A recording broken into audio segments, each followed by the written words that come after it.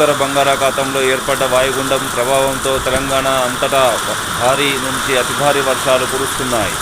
ఈరోజు కూడా భారీ నుంచి అత్యంత భారీ వర్షం కురిసే అవకాశం ఉందని వాతావరణ శాఖ హెచ్చరించింది. ఈ మేరకు కరీంనగర్ నగరపాలక సంస్థ ఒక ప్రకటన జారీ చేసింది.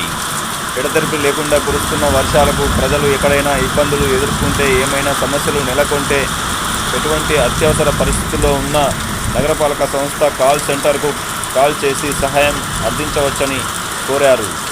కాల్ సెంటర్ నెంబర్లు 9849906694.